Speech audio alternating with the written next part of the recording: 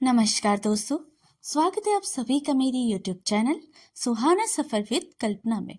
तो आज आप सुनेंगे कृष्णचंद्र की लिखी कहानी अजनबी आंखें।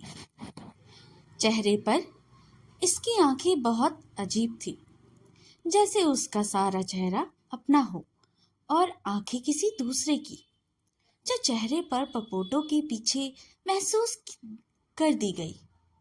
इसकी छोटी नोकदार ठोड़ी, पिचके लंबों और चौड़े चौड़े कीलों पर ऊपर दो बड़ी बड़ी गहरी स्याह आंखें अजीब सी लगती थी। पूरा चेहरा एक चालाक जहीन, शातिर, खुदगर्ज और कमीने आदमी का था। और ऐसा चेहरा तो 35 बरस बाद अक्सर उन इंसानों के यहाँ मिलता था जो नौजवान होते ही गलत धंधों में पड़ जाए। इसीलिए मुझे उसकी आंखों से बड़ी दिलचस्पी पैदा हो गई। मालूम नहीं कहाँ से चुराई थी। जालिम ने ये आंखें मैं इस की दुकान पर अपनी कसीम सिलवाने गया था। कोलुओन में इसकी कपड़ों की बहुत बड़ी दुकान थी। बाहर तख्ता लगा था, यहाँ जोड़ 24 घंटे में तैयार किया जाता। तख्ते ने मुझे दुकान के अंदर जाने पर माइल किया। यह तो थी दूसरी वजह। उसका नाम था तो तख्ते पर बड़े हरूफ में लिखा था, प्रोप्राइट बीडी इसरानी। वो बीडी इसरानी था और मैं जीडी इसरानी। नामों की मुसालित ने मुझे इस दुकान के अंदर जाने पर मजबूर कर दिया। वो उम्दा कपड़े पहने, मुंह में लंबा सिंगार दापे, हाथों में हीरो की 2 अंगूठियां पहने, बढ़िया तंबाकू का खुशगुवार धुआं छोड़ते अपनी कुशादा दुकान में इधर उधर घूम रहा था। पहले तो उसने मुझे कोई ख्याल नहीं किया, लेकिन ऑर्डर लेते वक्त जब उसने मेरा नाम मालूम किया तो खुशी से चौंक पड़ा।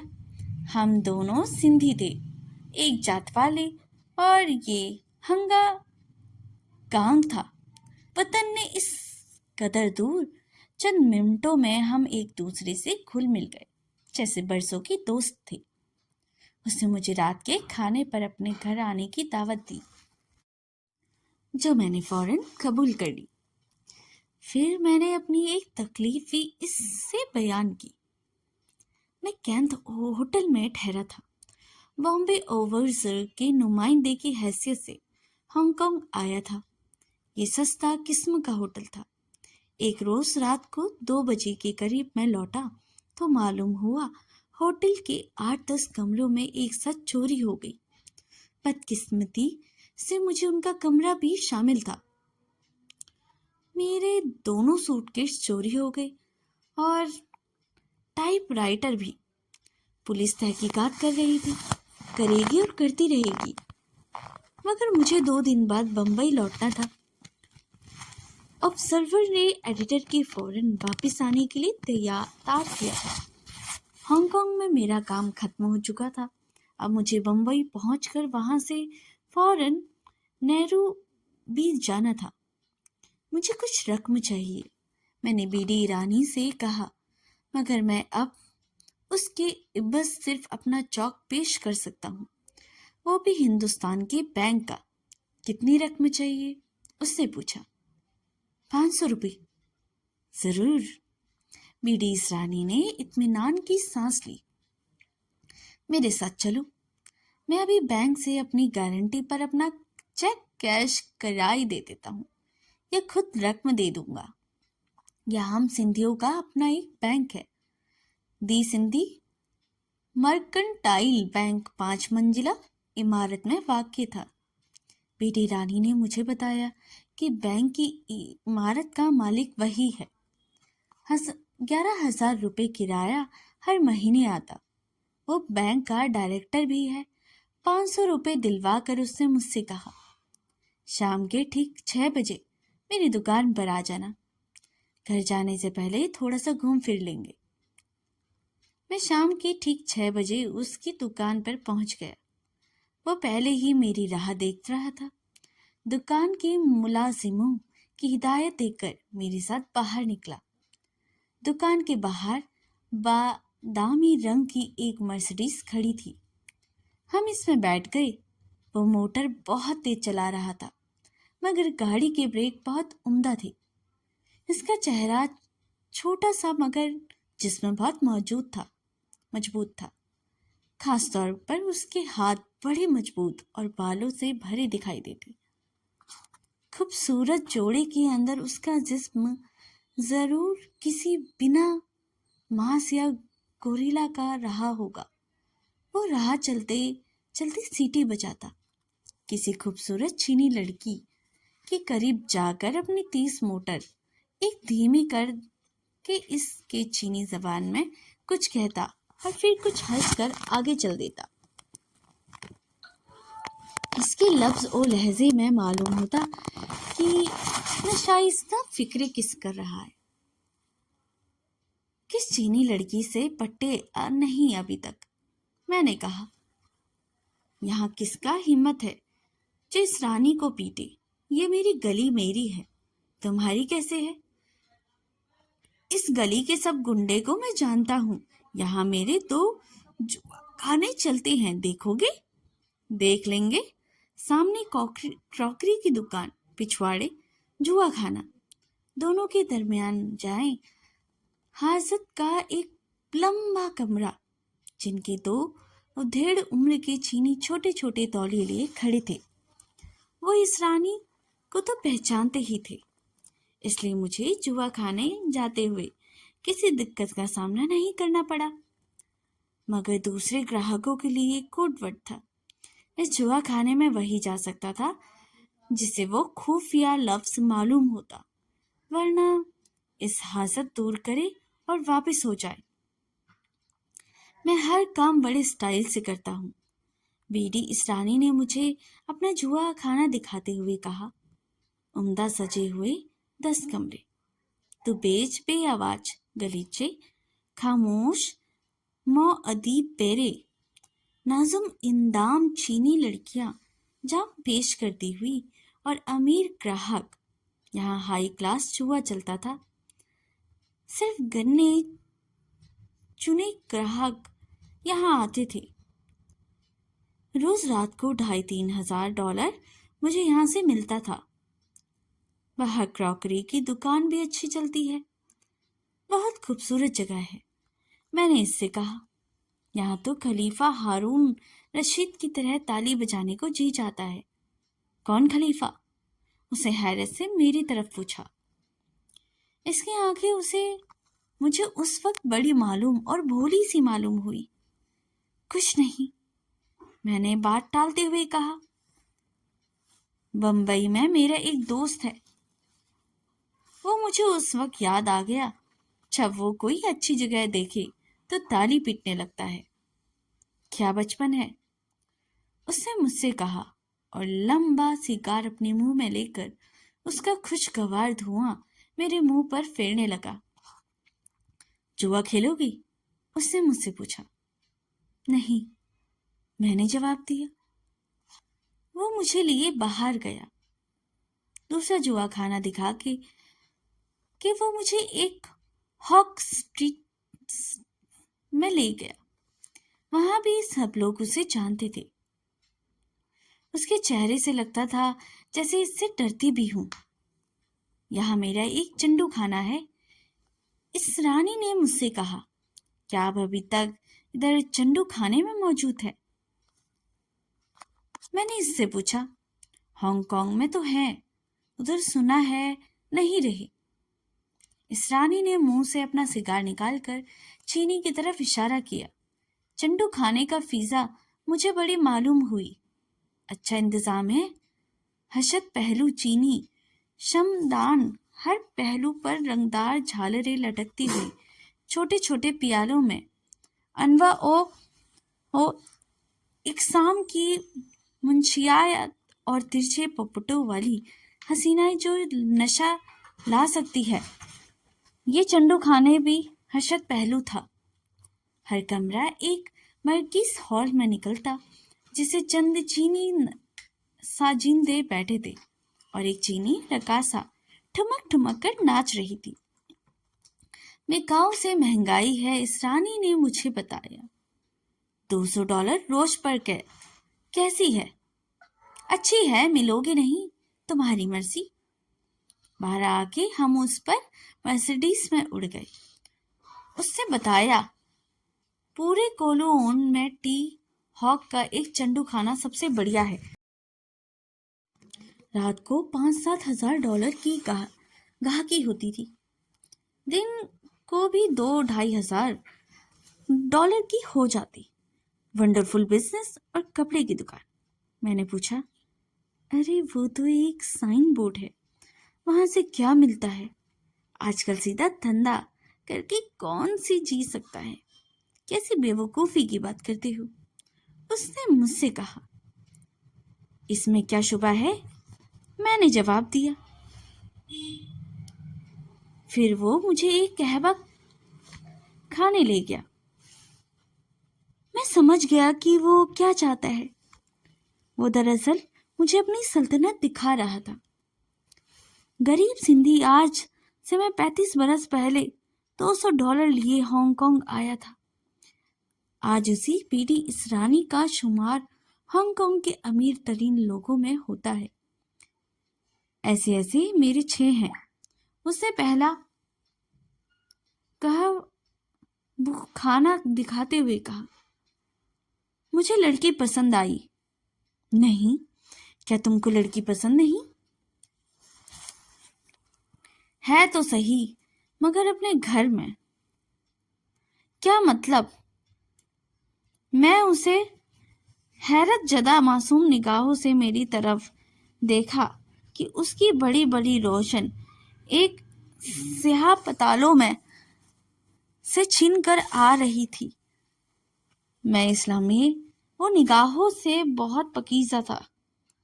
सर्दियों की पहली बर्फ की तरह मेरे चेहरे पर गिर रही थी। मैंने तशरीन करना मुनासिब ना समझा। सिर्फ इतना कहा कि मेरे लिए हांगकांग और कलकत्ता या बम्बई के कहवा खाने से कोई फिक्र नहीं। अगर कोई फर्क नहीं है तो वही जरा ही सराहट, फिर चेहरे की जरा ही ताकत में। वहाँ लड़कियां भारतीय है और यहाँ चीनी और कोई फर्क नहीं। ओह, मैं समझ गया, तुमको फॉरेन माल पसंद है।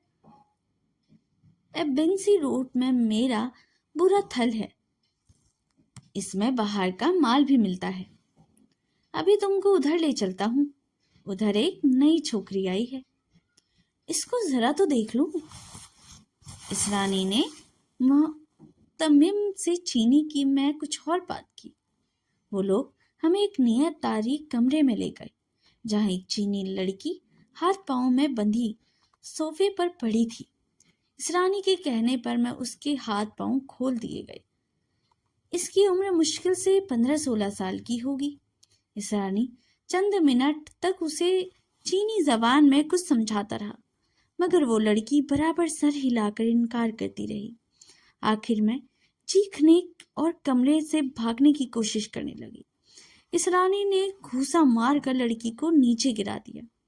इसके मुंह से खून जारी हो गया। वो फर्श पर पड़ी पड़ी सिसकाने और वहशत ज़दा निगाहों से हमारी तरफ देखने लगी।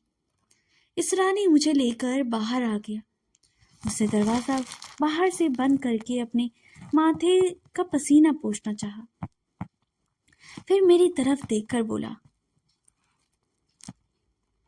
कल ही तवायन से 6 लड़कियां का एक 20 मंगवाया है। हर दूसरे तीसरे महीने नई मंगवानी पड़ती है, वरना कारोबार नहीं चलता। अगवा करके लाई गई है, इसलिए धंधा बिल्कुल नहीं जानती। एकदम अनाड़ी है। उसे कुछ मर्दों के हवाले करता हूँ, तभी सीधी होगी। इसका घर बहुत उम्दा और छोटी सी पहाड़ी ढलवान पर वाक़ था। वहां से हांगकांग का सारा मंजर नजर आता। बेबी शारदा बहुत ही घरेलू और सीधी सादी सी औरत थी। 2 बच्चियां थी, बड़ी प्यारी और मासूम। एक 10 साल की थी और दूसरी 12-13 बरस की। उसने मुझे बताया सबसे बड़ी लड़की की शादी हो चुकी है। इसका खावंद अमेरिका में कारोबार करता है और सिंधी है। जनूबी अमेरिका में बहुत बड़ा धंधा है इसका। मेरी लड़की के 2 बच्चे भी हैं और वो बहुत खुश है अपने घर में। लड़का कोई नहीं। मैंने पूछा, लड़का ना हो तो मुक्ति कैसे होवे? जो जोर से हंसा। 2 लड़के हैं मगर दोनों सियाने उम्र के। एक को फिलीपाइंस में बिजनेस करके दिया है और दूसरा जापान में है। पी के वो चहकने लगा। भगवान ने सब कुछ दिया है मुझको। शारदा उसके करीब बैठी हमारी बातें सुनते पीले रंग की ऊन से एक स्वेटर बना रही थी। थोड़ी देर बाद शारदा ने अपनी बड़ी बेटी की तस्वीर लाके मुझे दिखानी शुरू कर दी। एक खूबसूरत बेअक्ल लड़की एक मोटे ताजिर के साथ खड़ी थी। दोनों के चेहरे पर वो हमाकत भरी खुशी तारी थी जो सिर्फ शादी के इब्तिदाई दोनों में नजर आती है। तभी वो हंसकर बोला, 35 साल हुए मैं हांगकांग आया था $200 लेकर। आज 200 करोड़ से ज्यादा जायदाद है मेरे पास। तुम एक आतिश फिदा पहाड़ के दहाने पर बैठे हो। हांगकांग के 2 घंटे में चीन के पास आ जा सकता है। मैं बेवकूफ नहीं, इसरानी बोला। इसीलिए तो मैंने अपने फर्म का सदर दफ्तर मनीला में खोल रखा है। सुखदास क्वास का इंचार्ज बना दिया है। बाकी सब बंदोबस्त ऐसा है कि हांगकांग से 2 घंटे में जा सकता हूँ। एक अजीब मकसद मुहसरत आमेज मुस्कुराहट उसके चेहरे पर फैली थी। वो बड़े इत्मीनान से अपने पेट पर धीरे धीरे हाथ फैला रहा था। मैं खुश हूँ, मैं खुश हूँ। खाना खा के हम कॉफी पी रहे थे कि दीवार की घड़ी में 10 बजाए इसरानी के मुंह से निकला, अरे! कॉफी की प्याली उसके हाथ से छूटकर फर्श पर गिर गई। उसने जल्दी से अपना चेहरा दोनों हाथों में छिपा लिया। शारदा दौड़ी दौड़ी दूसरे कमरे में गई और दौड़ी दौड़ी वापस आई। इसके हाथ नेता दर्द से बहुत से रुमाल पकड़ रहे थे। शारदा ने जल्दी से रुमाल इसरानी के घुटने पर रख दिया। मैंने देखा इतनी देर में इसरानी का चेहरा आंसुओं से भीग गया। न सिर्फ चेहरा बल्कि उसकी हथेलियां भी भीग गई। जल्द ही वो रुमाल लेकर अपनी आंखें साफ करने लगी, मगर आंसू थे कि इसकी बड़ी बड़ी आंखों से उबलते जा रहे थे। मैं हैरत से इसकी तरफ देख रहा था और रुमाल से अपने आंसू साफ करते हुए बोला, तुमसे बातें करते हुए मुझे ख्याल नहीं रहा। क्या ख्याल नहीं रहा? कि वक्त आ गया है। कौन सा वक्त? वो कुछ देर रहा, फिर अपनी आंखें साफ करते हुए बोला, मुझे इस दुनिया में कोई तकलीफ नहीं। बस अगर कोई तकलीफ है तो यूं ही रात के 10 बजे मेरी आंखों से आंसू जारी हो जाते हैं। कभी घंटा भर, कभी 2 घंटा, कभी 3 घंटे आंखों से आंसू जारी रहते हैं। मगर क्यों? क्या मालूम। अमेरिका तक हो आया हूँ इन आंखों के इलाज के लिए, मगर किसी के डॉक्टर से ठीक नहीं हुई। किसी डॉक्टर को मेरी बीमारी का पता ही नहीं चल सकता। क्या होता है? बस आंसू बहते हैं, बस आंसू बहते हैं और कोई तकलीफ नहीं होती। नहीं, और कोई तकलीफ नहीं होती। इसकी आंखें रो रही हैं, आंसू गालों पर बह रहे हैं। वो बार बार रुमाल लगाकर अपनी आंखों से खुश्क करता आंसू बहकर निकलते जा रहे थे।